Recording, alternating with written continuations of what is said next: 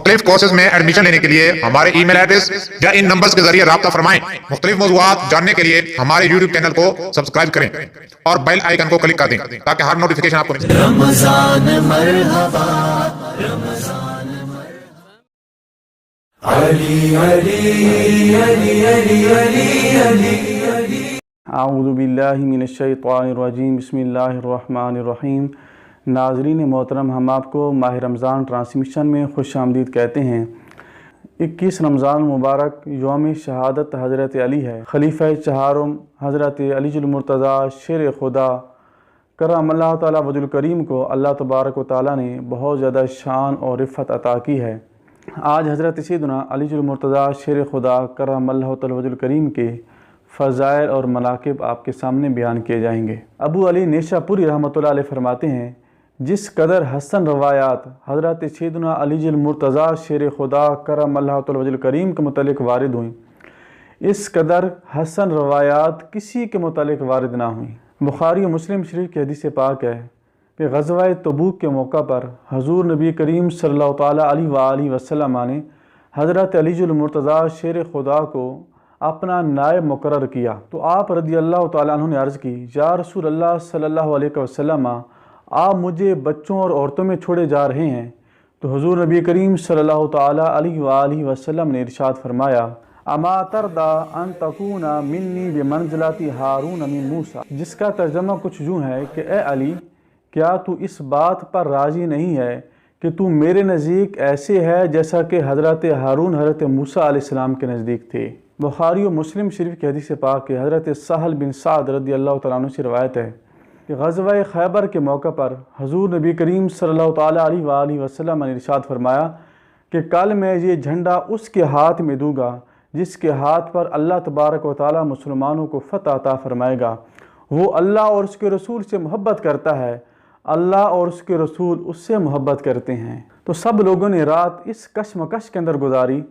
کہ کل نہ جانے کس کے ہاتھ میں حضور نبی کریم صلی اللہ تعالیٰ علیہ وآلہ وسلم فتح کا جھنڈا عطا فرماتے ہیں۔ جب صبح ہوئی تو سارے کے سارے لوگ حضور نبی کریم صلی اللہ تعالیٰ علیہ وآلہ وسلم کی بارگاہ میں حاضر ہوئے، تو ہر ایک کے دل کے اندر یہ خواہش انگڑائیاں لے رہی تھی کہ کاش کہ وہ بندہ میں ہوں کہ جس کو نبی کریم صلی اللہ تعالیٰ علیہ وآلہ وسلم جھنڈا عطا فرمائیں۔ تو حضور نبی کریم صلی اللہ تعالیٰ علیہ وآلہ وسلم نے فرمایا کہ علی کہاں ہیں؟ عرض کی گئی، یا رسول اللہ صلی اللہ علیہ وسلم، ان کی آنکھوں میں تکلیف ہے۔ تو حضور نبی کریم صلی اللہ تعالیٰ علیہ وآلہ وسلم نے حضرت علی المرتضیٰ شیر خدا رضی اللہ تعالیٰ عنہ کو بلایا اور اپنا لعاب دہن ان کی آنکھوں میں لگایا، تو ان کی آنکھیں ایسی شفا یاب ہو گئیں کہ کبھی ان آنکھوں کے اندر تکلیف ہوئی نہ تھی۔ پھر حضور نبی کریم صلی اللہ تعالیٰ علیہ وآلہ وسلم نے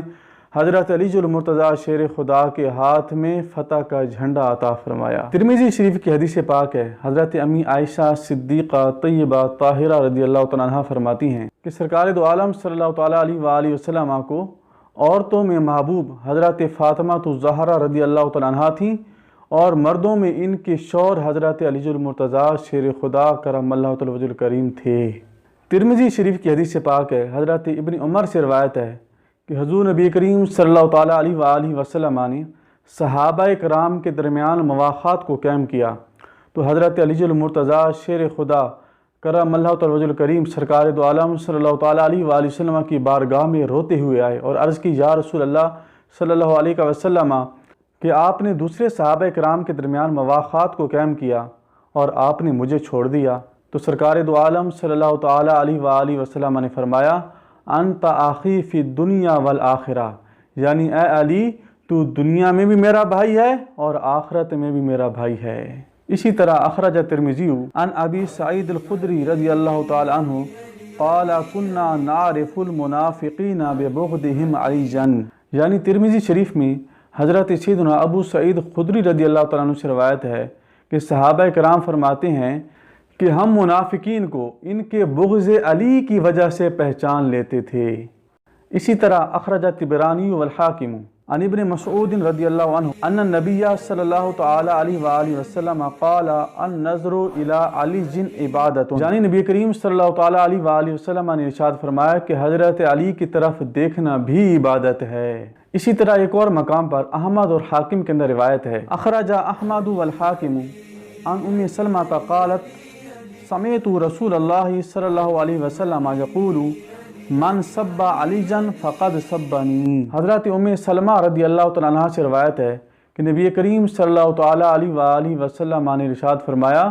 کہ جس نے حضرت علی کو گالی دی اس نے مجھے گالی دی۔ اسی طرح طبرانی شریف کی حدیث پاک ہے، حضور نبی کریم صلی اللہ تعالیٰ علیہ وآلہ وسلم نے ارشاد فرمایا من احب علیجا فقد حبنی ومن احبنی فقد احب اللہ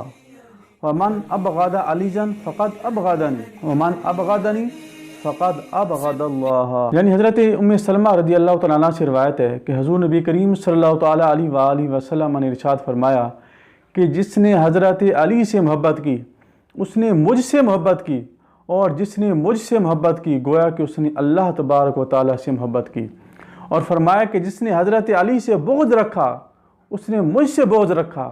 اور جس نے مجھ سے بغض رکھا گویا کہ اس نے اللہ تبارک و تعالیٰ سے بغض رکھا۔ اخرج الدارمی عن عائشہ ان نبی صلی اللہ علیہ وسلم قال خیر اخوتی علی